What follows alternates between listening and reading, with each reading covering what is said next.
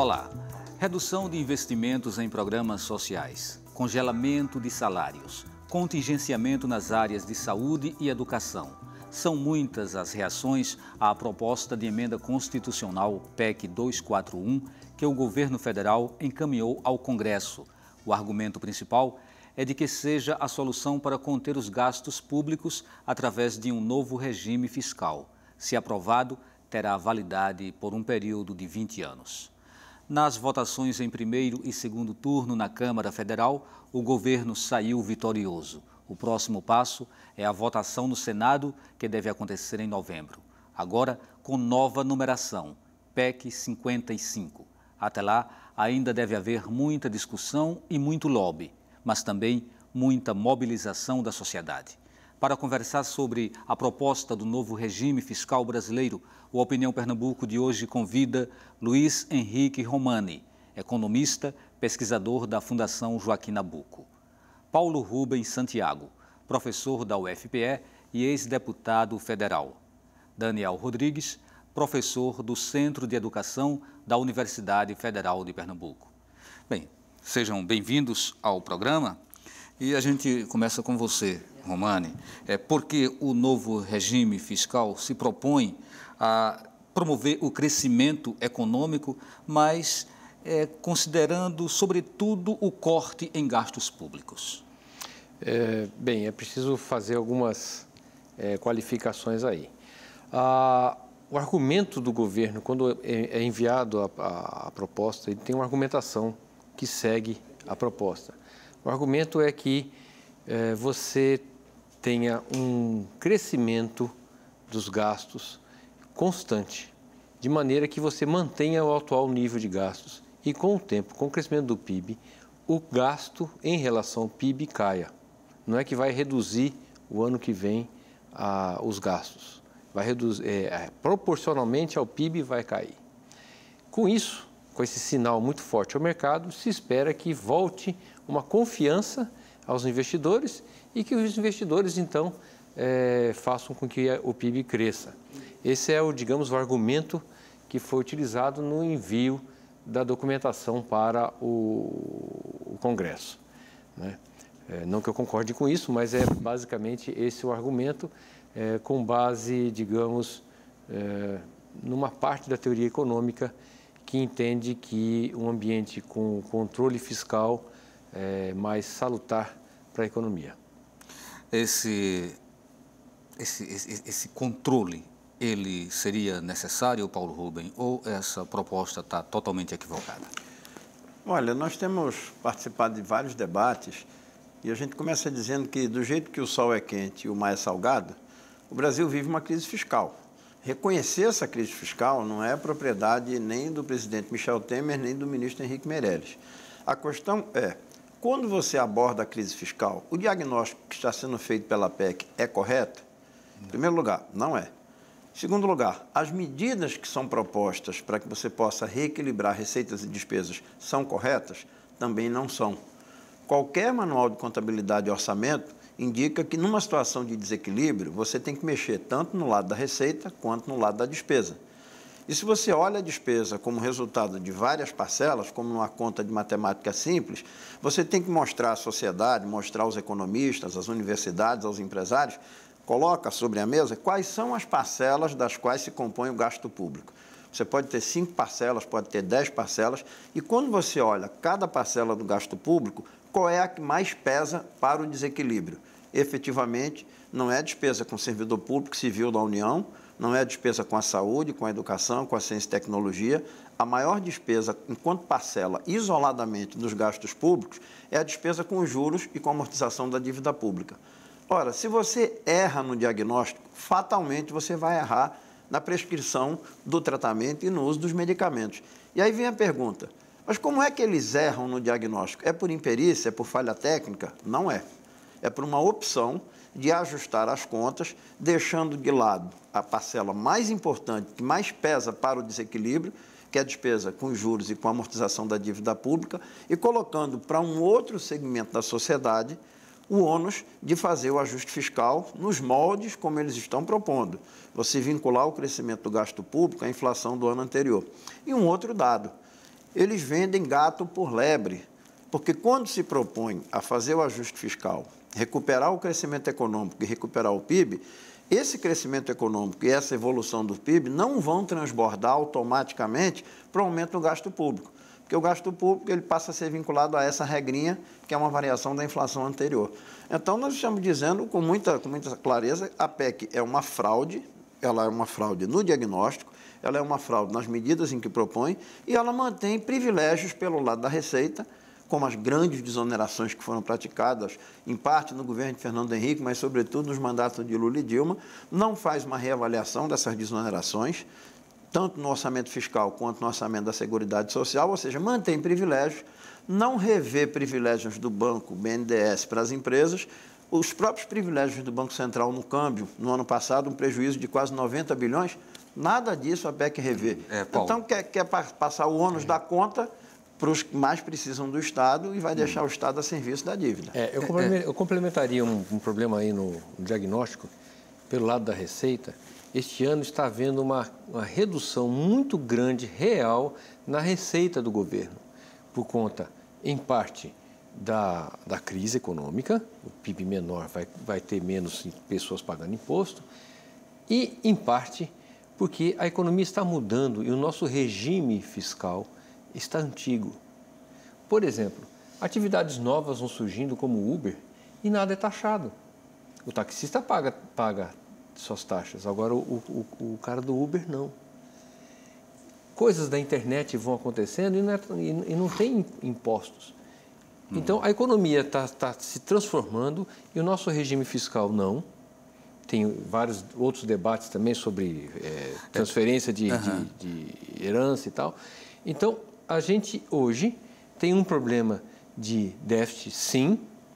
Agora, esse problema de déficit não é só gastos que cresceram demais, sim, precisa cortar em alguns pontos, claro, mas o problema é mais embaixo. Uma das grandes críticas ao projeto se antecede ao próprio projeto, que é o fato de não ter havido uma grande discussão com a sociedade para se pensar que modelo novo seria esse de um plano fiscal para o país. Assim como foi muito questionada o projeto que foi propondo a mudança no ensino médio, né? Então, me parece que está faltando muito diálogo do governo com a sociedade. Seria isso, professor? Na verdade, essas modificações que estão acontecendo são mundiais, né? A gente viu a crise da Grécia, a gente viu todos os processos que estão acontecendo na Europa e o capital faz uma mesma receita, que é a receita de avançar sobre o trabalho, né? Os elementos do trabalho, a previdência, reforma previdenciária e o fundo público que atende o trabalhador,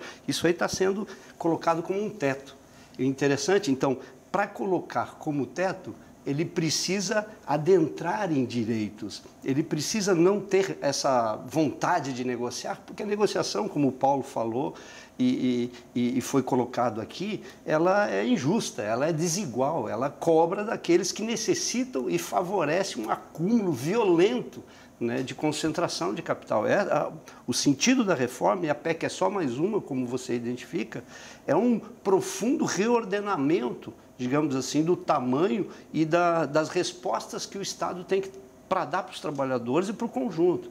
Então, essa movimentação concentra, no fim, concentra ainda mais capital e retira a possibilidade da grande maioria não só usufruir, mas diminui o custo desse trabalho. Interessante quando eles falam em reforma na PEC, né, que é um teto em serviço, né, público e para os servidores, junto com isso eles já falam na reforma previdenciária e na reforma trabalhista, como saída para a crise, né? Então, saída para quem? Eu acho que essa é a questão, por isso que ela é antidemocrática. Eu queria só colocar, você, Paulo, na sua resposta, falou que essa PEC seria uma fraude.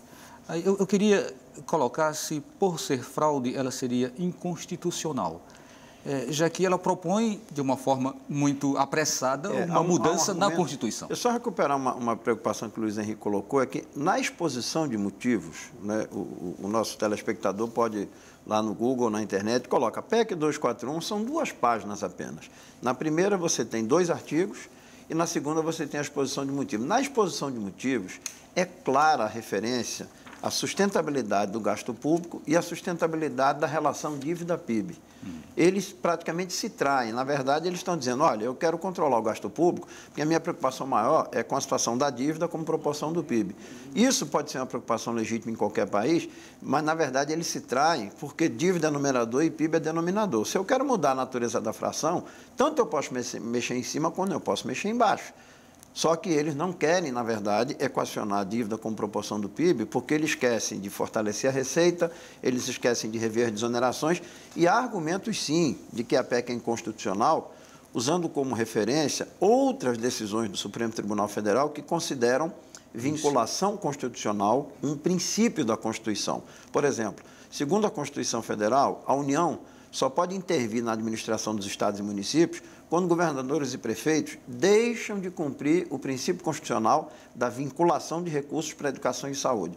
Essa mecânica que vincula o gasto público à inflação do ano anterior, na prática, vai acabar com a vinculação constitucional, porque 18% de impostos federais para a educação não serão 18% de impostos se a receita crescer, se implicar em aumento do gasto público.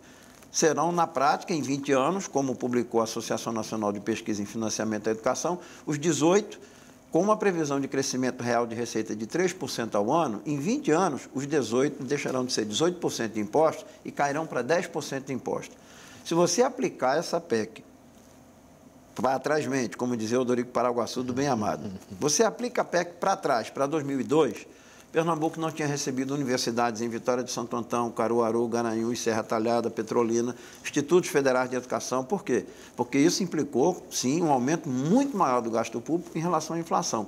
Mas você teria aplicado a regra lá atrás, você teria privado o sertanejo nordestino, o jovem da beira do Rio, o jovem do sertão do Araripe, do Pajeú, do interior da Paraíba, do Rio Grande do Norte, de ter universidade pública e de ter Instituto Federal de Educação. Por isso é que ela é uma fraude no diagnóstico, é uma fraude nas medidas e preserva os privilégios que mais provocaram esse desequilíbrio, sobretudo a queda de receita com as desonerações tributárias. Romani, qual deve ser o impacto ao longo de tantos anos que vem pela frente, uma vez que a proposta ela projeta essa aplicação das medidas por um período de 20 anos. Então, qual seria o impacto em termos de investimentos públicos, considerando que a correção ou possibilidade de qualquer reajuste levaria ou tomaria como base apenas a inflação do ano anterior? A minha leitura atual é que essa PEC é insustentável. Com certeza. Ela é insustentável porque nos primeiros 2 anos ela permite um aumento real dos gastos públicos, por incrível que pareça. Porque hoje nós estamos congelando num certo nível, e esse nível vai ter um aumento com base na inflação de 2016, que está alta, está acima da meta, e a previsão de 2017 é para que ela convirja para algo em torno de 5,5%.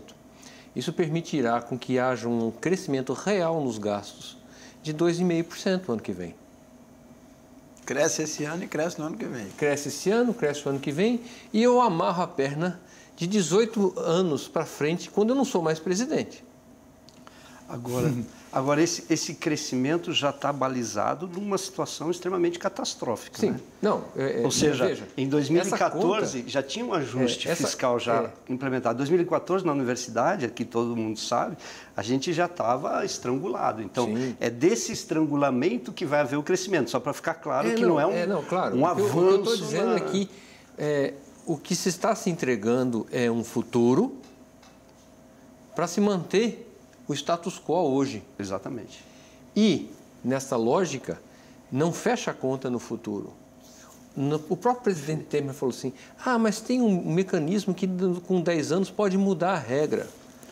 Qualquer coisa, ou então o próximo presidente, se ele tiver base suficiente, ele que mude a Constituição de novo. Ora, quem vai ter credibilidade se fica mudando a Constituição toda hora? Você muda Você uma lei não consegue ordinária, trazer investimento assim. Você não fica mudando Constituição a cada governo, todo dia, toda hora. Isso é uma vergonha.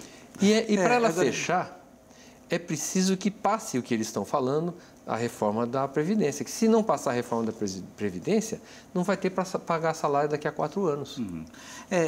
Por que se muda com essa frequência? Existe uma brecha que permita mudar tanto?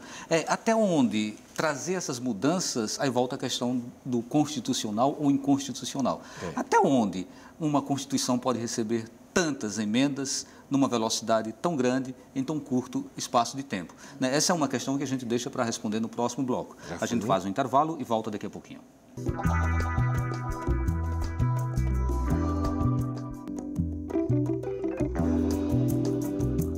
O Opinião Pernambuco está de volta com o tema Proposta do Novo Regime Fiscal. Participam Luiz Henrique Romani, economista, pesquisador da Fundação Joaquim Nabuco, Paulo Rubens Santiago, professor da UFPE e ex-deputado federal, Daniel Rodrigues, professor do Centro de Educação da Universidade Federal de Pernambuco. Bem, no bloco passado a gente deixou uma pergunta no ar, não é? Até que ponto é constitucional haver essa enxurrada de emendas a uma Constituição como está acontecendo aqui no nosso Brasil? E um detalhe curioso é a velocidade com que essas propostas elas são votadas. Então, a pergunta está posta para a mesa. Me parece que Paulo Rubens gostaria de falar. Bom, todos os relatórios que foram feitos pela consultoria da Câmara e do Senado e diversas manifestações de jornalistas que estudam esse assunto e economistas, a primeira coisa que chama atenção é que você não vê no mundo, nas últimas décadas, nenhum país propondo um ajuste de 20 anos. Você não vê em lugar nenhum. Você viu crises nos Estados Unidos, depois de 2008, viu crises na Europa, Portugal, Espanha, viu a crise da Grécia, mas ninguém propõe um ajuste de 20 anos, até porque é você querer interferir em decisões de outros governantes. 20 anos são 5 mandatos de 4 anos de um presidente da República, são 20 leis orçamentárias anuais, são 20 leis de diretrizes e são 5 planos plurianuais, que é o coração do orçamento. A maior lei do país é a Constituição, a maior lei do Fundo Público é a lei orçamentária. Quando você coloca tudo no piloto automático de vincular o gasto público à inflação do ano anterior, você simplesmente cria uma aberração. Então, não é comum você ter uma mudança constitucional no capítulo das disposições transitórias, ou seja, passa a impressão de que isso pode ser redesenhado daqui a 10 anos, mas na prática é um sinal de que você vai conter gasto público, vai deixar intocáveis as desonerações tributárias, o combate à sonegação fiscal, a tributação brasileira, que é uma tributação totalmente ultrapassada, regressiva, indireta. Aqui você não tributa as altas classes de renda, você não tributa o patrimônio, você não tributa a remessa de lucro, você não tributa o que é pago. Distribuição de lucro? Distribuição de lucro, você não tributa. Se você for comparar com a maioria dos países da Comunidade Europeia, países como Suécia, Finlândia, Noruega e Dinamarca, nós passamos vergonha. Então, você deixa todo o lado da justiça tributária de fora, você deixa o lado do gasto público com a dívida, que é 45% do orçamento do Tesouro, de fora, e você quer estabelecer o quê? Que os recursos para manutenção e desenvolvimento do ensino, isso está na nota técnica 12 da Consultoria de Orçamento e Fiscalização Financeira da Câmara dos Deputados. Eu gosto sempre de lembrar ao telespectador que os consultores da Câmara não são empregados dos deputados, são concursados e todos com os quais eu trabalhei tinham curso de doutorado. Ou seja, pessoas altamente qualificadas. Então, não é comum você fazer isso. Algum interesse está por trás disso, que é submeter o Estado e a política fiscal à estabilidade da dívida, aos credores da dívida. Certo. Eu queria que trouxesse uma resposta bem rapidinho, para eu poder passar, inclusive, para Daniel, que falou pouco agora no bloco anterior. Mas, em outros estados, acontecem tantas emendas como está acontecendo aqui no Brasil? Uma Constituição ela pode ser tão emendada numa velocidade tão rápida como está acontecendo? Isso é normal? Não, não é comum. Não é comum. Acontece que no período da Constituição de 88 até hoje, já em 89, o mundo se reconstituía do ponto de vista do ideário neoliberal, do Estado mínimo, das privatizações, da desregulamentação. E o Brasil, que em 88 deu à sociedade uma Constituição minimamente progressista, logo em seguida viu que as forças que perderam a batalha progressista na Constituição passaram a defender sucessivas reformas constitucionais em diversas áreas.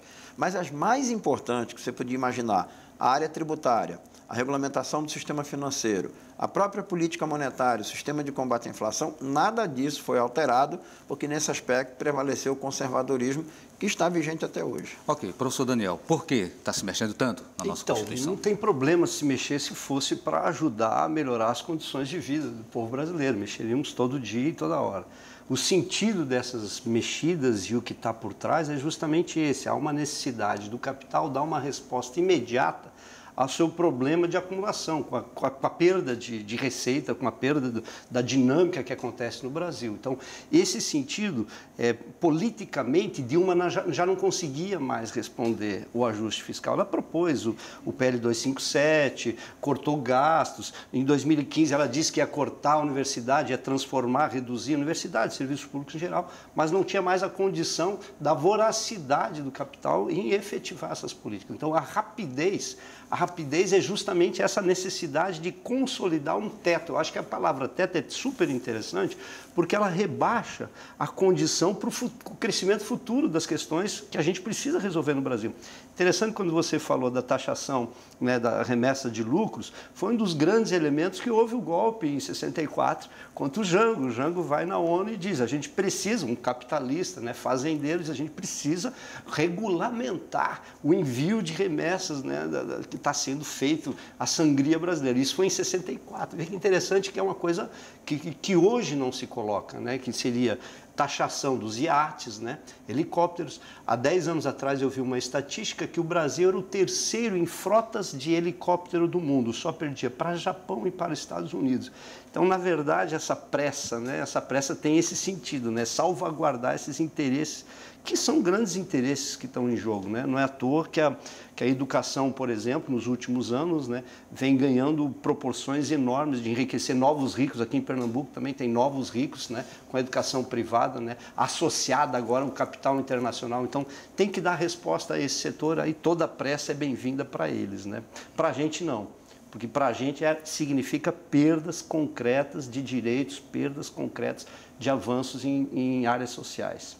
Limitar despesas com juros seria uma possível alternativa a não ter que enveredar por cortes tão substanciais em áreas tão importantes como educação, saúde?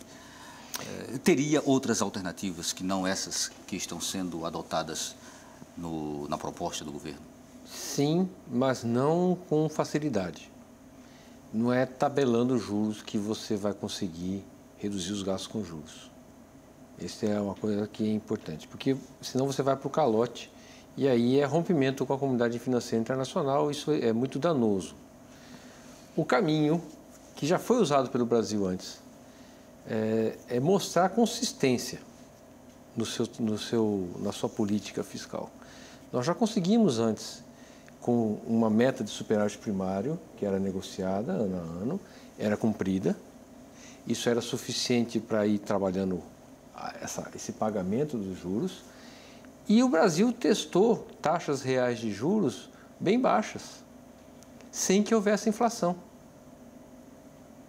Nós não tivemos problema de inflação em parte do governo Lula, que foi caindo a inflação e foi caindo a taxa de juros. Nós chegamos a 10% de juros, na época, um juro real de 2%, 3% ao ano.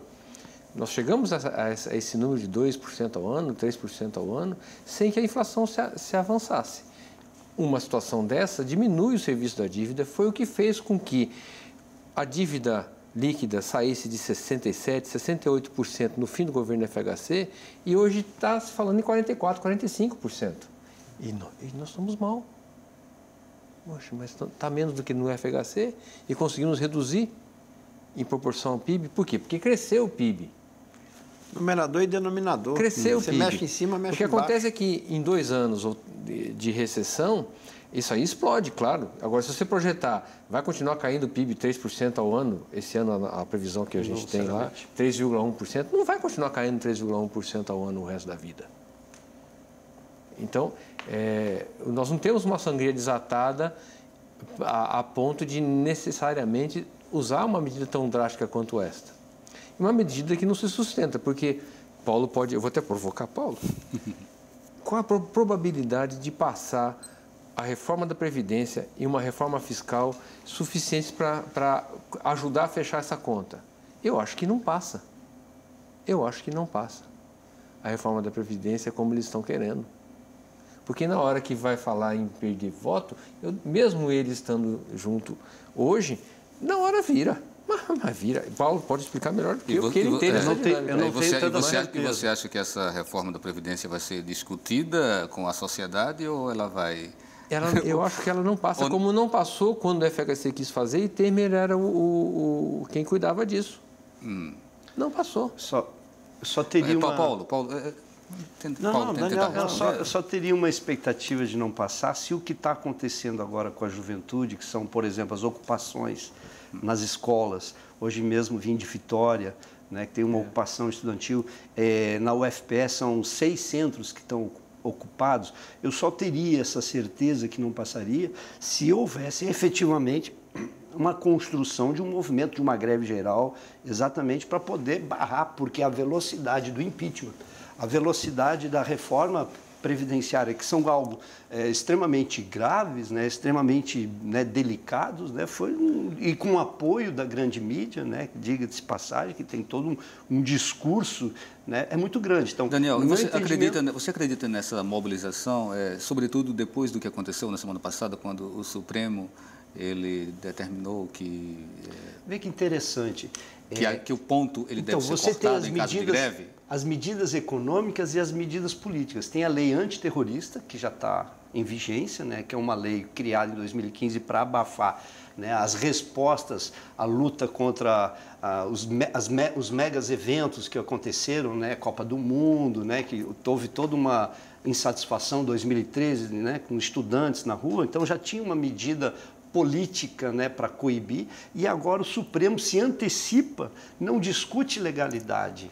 O Supremo não está discutindo se uma greve é ilegal, você não paga aquele que não foi trabalhar. Não. O Supremo simplesmente, e foi 6-4, ou seja, não é tão consensual, o Supremo diz assim, não, o Executivo tem que descontar se não houver prestação do trabalho efetivado. E isso já aconteceu na época de Fernando Henrique. Teve uma resposta, né, na época, né, pelo contrário, como é que vai descontar, não, vai tirar o direito de greve. Teve uma, digamos assim, uma insurreição, né, aumentou o movimento. Não tenho bola de cristal, né, mas o que a gente vê é que se não houver uma resposta política das ruas, né, da organização dos estudantes, dos servidores da sociedade, vai passar reforma previdenciária, reforma trabalhista, né, porque depende dessa relação, dessa correlação de força. Então, o desafio, no meu ponto de vista, é entender melhor as medidas e mobilizar a população. Né? A gente tem uma carta assinada de apoio às ocupações, né, por entender a justeza, né, a necessidade de se barrar, porque isso não é um efeito para o ano que vem, simplesmente, ou para daqui a 2 anos. Isso é uma tentativa de nos deixar apassivizados para 20 anos, para a gente se acostumar com essas novas políticas. O momento político, ele está criando essa passividade na população, Paulo? Não, veja, além de tudo isso que a gente está colocando aqui, você recebe uma PEC dessa natureza exatamente no 2º ano de construção do Plano Nacional de Educação, que é um plano decenal, foi aprovado em 2014, e diferentemente desse monstrengo, que é essa PEC 241, o PNE foi discutido durante 4 anos na Câmara dos Deputados e no Senado. Toda a comunidade da educação brasileira, pública e privada, de nível superior e da educação básica, foi ouvida. Foram ouvidos ministros de Estado, pesquisadores, sindicalistas, estudantes, professores, toda a comunidade foi discutida, foi ouvida e chegou-se a um consenso com metas, com uma progressão de investimentos, com o acessório dos investimentos através da lei do Fundo dos Royalties, do pré-sal para a educação, ou seja, um processo rico, um processo sustentável, um processo de discussão muito abrangente. Quando você está começando do 2º para o 3º ano para atingir as metas de matrícula nas creches, da educação infantil, do ensino fundamental, do ensino médio, expansão da matrícula no ensino superior, formação de mestres e doutores, formação de professores em áreas que são crônicas deficitárias, como física, química, biologia, para o ensino médio, aí você leva uma porretada dessa com a PEC 241, que coloca daqui a 20 anos, ou seja, 10 anos após a vigência do Plano Nacional de Educação, um regime de contenção de gastos que vai atingir, como propôs a FINEDUC, Associação de Pesquisa e Financiamento da Educação, uma redução de 18% da receita de impostos, submetida a essa regra, a 10% da receita de impostos. Ou seja, nós vamos continuar com o Nordeste, o Norte, o Centro-Oeste, o semiárido, a Amazônia, sendo outros países que não o Brasil único. O Brasil tem 5 ou 6 países dentro de um país só, se você olhar os indicadores da educação. Então, você tem o Brasil-Finlândia, você tem o Brasil-Estados Unidos, o Brasil-Canadá, o Brasil-França, mas você tem o Brasil dos países pobres da América Latina e tem o Brasil de países pobres da África. Por quê? Por coincidência, onde estão os indicadores mais precários da educação brasileira? No Nordeste. Escolaridade, analfabetismo, acesso à população, acesso ao ensino superior, permanência no ensino médio. E onde você tem a maior taxa de violência, mortalidade e homicídio contra a juventude? No Nordeste. Então, é um crime que você tenha saído de 4 anos de discussão de um Plano Nacional de Educação sólido, democrático, participativo, amplo, sem restrição a nenhum setor da educação, pública ou privada, e na hora que você começa a engrenar, na hora que você começa a fazer a viagem de 10 anos, você é atropelado por uma carreta chamada PEC 241, que, como já dissemos antes, Luiz Henrique lembrou muito bem, desde a exposição de motivos, Daniel relacionou a PEC ao contexto internacional, quer sequestrar o Estado brasileiro e a sua política fiscal para manter essa sustentabilidade da dívida PIB. E Luiz disse muito bem, você não vai mexer em taxa de juros estabelecendo uma tabela. Isso não é estacionamento, ó, aqui é R$7, aqui é R$10. Agora, a política monetária, o sistema de combate à inflação no Brasil tem uma série de distorções. É impressionante que você entra no site do Banco Central. Lá no site do Banco Central, você tem notas técnicas confirmando que preços administrados, água, luz, telefonia, energia, IPTU, IPVA, passagem, mensalidade escolar, não sofrem influência da taxa de juros. Agora, se preços administrados e outros preços representam 50% a 60% da inflação e não sofrem influência da taxa de juros, por que toda vez que a inflação sobe, você mete a taxa de juros lá em cima? É um dogma. Não é ciência exata, isso não é matemática pura, é um dogma para atender aos interesses dos que ganham com a taxa de juros nos papéis do Tesouro Nacional. Ok, Romani já falou que não acredita que ela se sustente, não é? Que esse plano fiscal ele se sustente durante esses 20 anos. Né? Mas aí, até lá, e se ele se sustenta, quem lucra e quem perde nessa história? Quem mais vai perder e quem mais vai lucrar? É uma resposta que a gente espera de você no próximo bloco. Então a gente faz esse intervalo e volta daqui a pouquinho.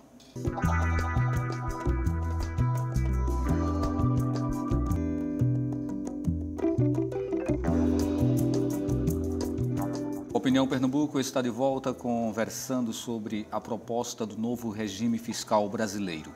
Participam Luiz Henrique Romani, economista, pesquisador da Fundação Joaquim Nabuco, Paulo Rubens Santiago, professor da UFPE e ex-deputado federal, Daniel Rodrigues, professor do Centro de Educação da Universidade Federal de Pernambuco. E no bloco anterior a gente deixou também uma pergunta no ar, né?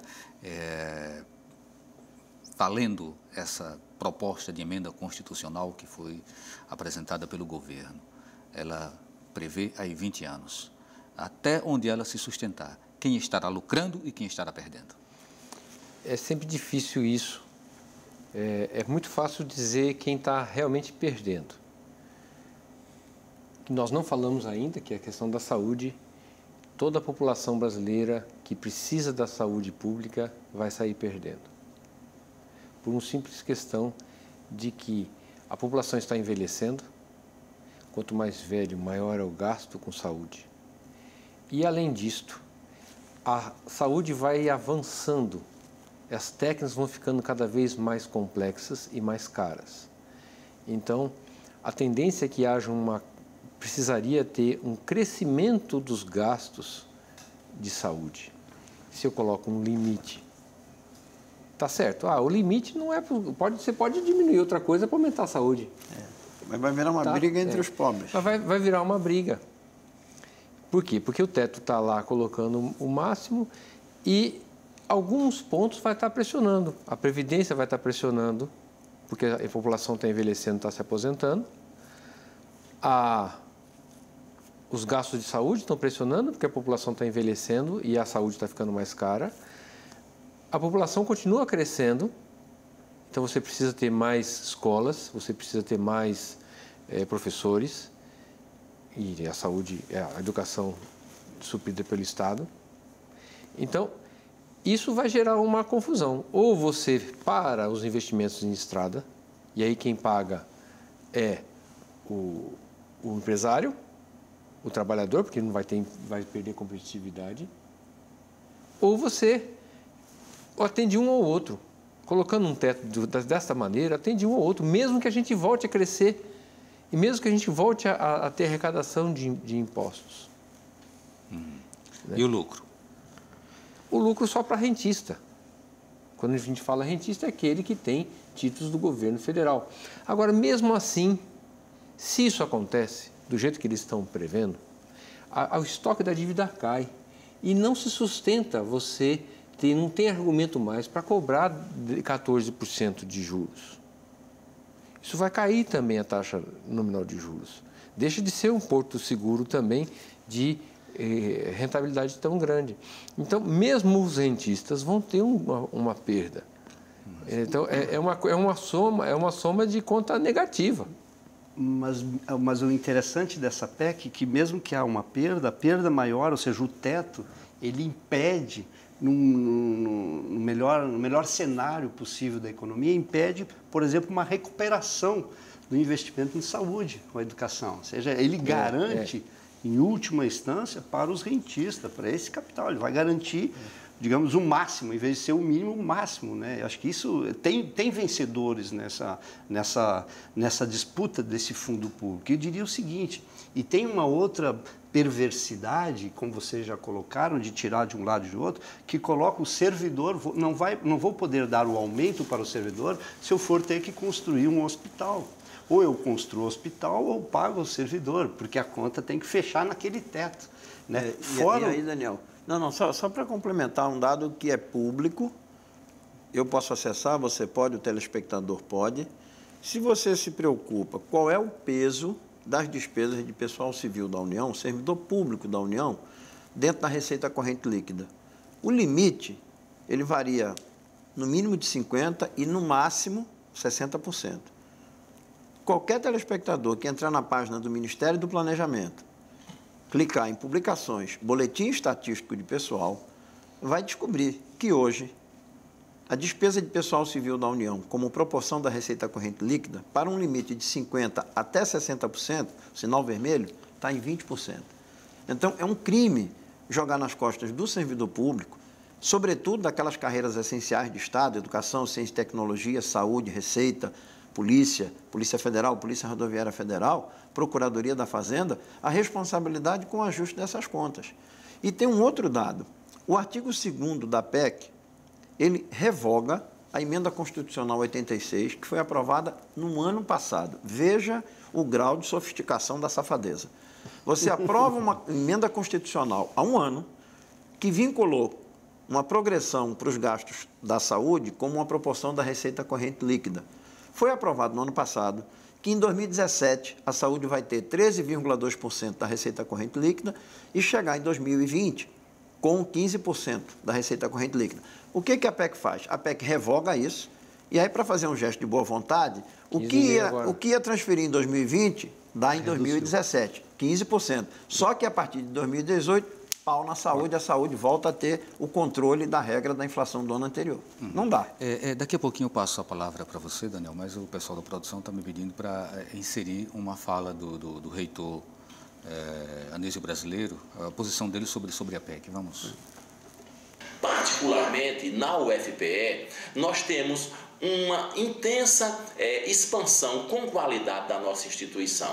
Nós temos mais de 7.000 alunos na graduação de Caruaru e de Vitória. Nós mais do que duplicamos os nossos cursos de graduação e de pós-graduação. Nós fizemos uma política intensiva de assistência estudantil e somos a 2ª maior universidade em bolsas para os nossos estudantes oriundos das cotas e da interiorização. Além do que, com recursos da FINEP, nós fomos capazes de equipar nossos laboratórios de pesquisa no sentido de gerar conhecimento, realizar atividades de extensão e fortalecer a qualidade da nossa formação. A nossa grande preocupação hoje é que esses ganhos, eles encontram-se em risco.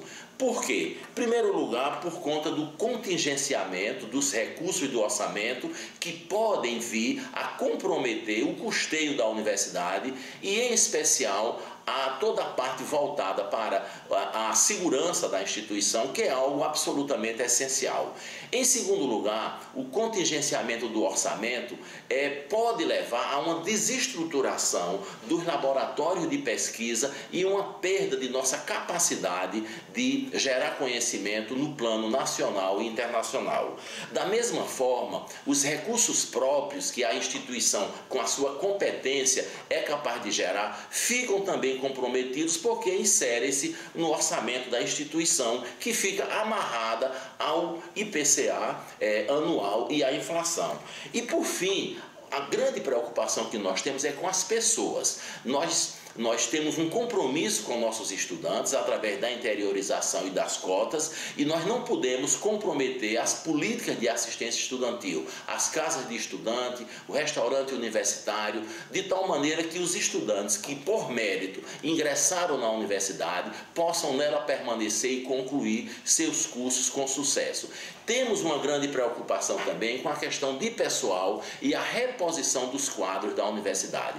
É fundamental que nós continuemos a realizar os concursos públicos, que as progressões, tanto docente de técnicos, elas possam acontecer, e particularmente as bolsas de graduação e, em especial, as bolsas de pós-graduação. Nós somos absolutamente contrários a qualquer corte nas bolsas de produtividade do CNPq, porque elas representam o mérito e o estímulo aos pesquisadores brasileiros para continuar a produzir com qualidade.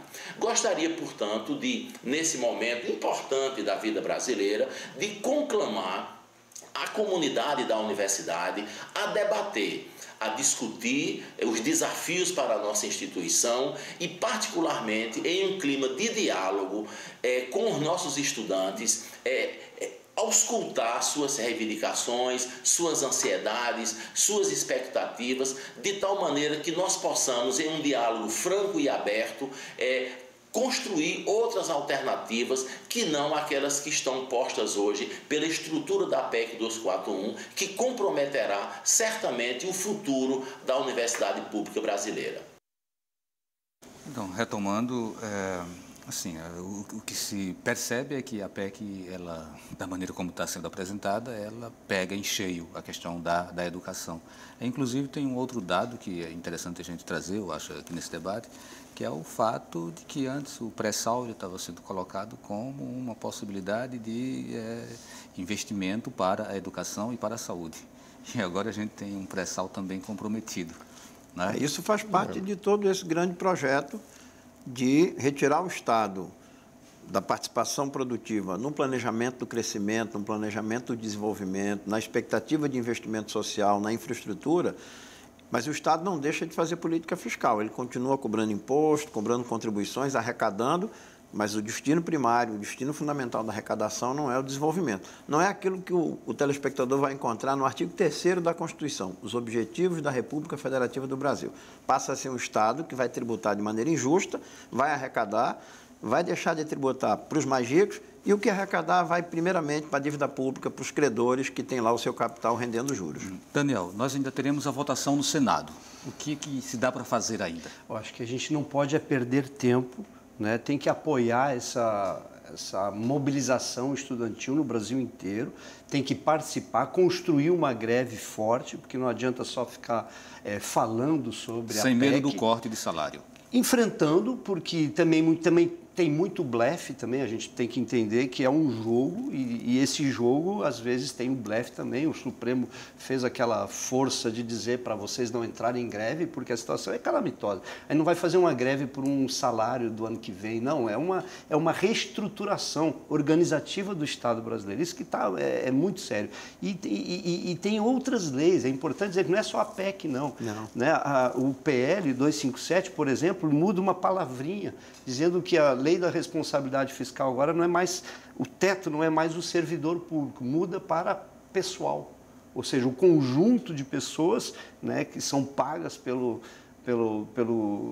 Estado, inclui na lei da responsabilidade fiscal, por exemplo. E na própria PEC é muito interessante, porque ela amarra o governante próximo, porque ela diz o seguinte: se você sair né, dessa situação, desse teto, você não faz concurso público, é proibido você fazer concurso público, é proibido dar qualquer tipo, mesmo constando em lei, de reposição salarial, etc, etc. Ou seja, ela não só joga esse impedimento, como constrói punições para quem ousar pensar em melhorar as condições, né, de trabalho do servidor, as condições da saúde. Ela é muito draconiana.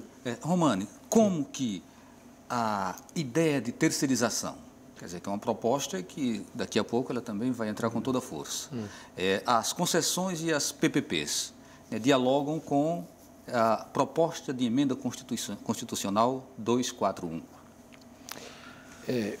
Dialoga no sentido de que você abre espaço para mercado. Na hora que eu não posso mais construir estradas, por exemplo, eu tenho que abrir uma PPP para a estrada. O problema daí é que poucas estradas brasileiras são economicamente viáveis, principalmente a 14% de juros ao ano. Quase nada é viável com uma taxa de juros dessa.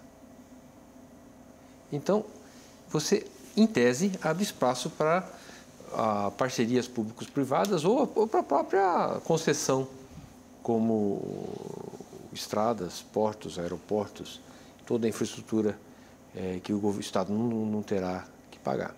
O problema aí, de novo, é a alta concentração que se provoca, porque aí são as estradas dos grandes centros, dos grandes corredores de produção já estabelecidos, e você fecha a possibilidade do Estado atuar incentivando novos corredores. Como indutor, né? Como indutor. Eu vou dar um exemplo aqui dentro da mais lógica capitalista mesmo. Se a gente pensar que a Embrapa não tivesse dinheiro para investir na melhoria genética da soja, na adaptação da soja ao cerrado, o Brasil hoje não era o maior exportador mundial de proteína, dos vários tipos de proteína. Hoje o Brasil domina o mercado de proteína. Mas por quê? Porque antes teve uma pesquisa no Embrapa e uma infraestrutura que foi construída pelo Estado que permitisse isso.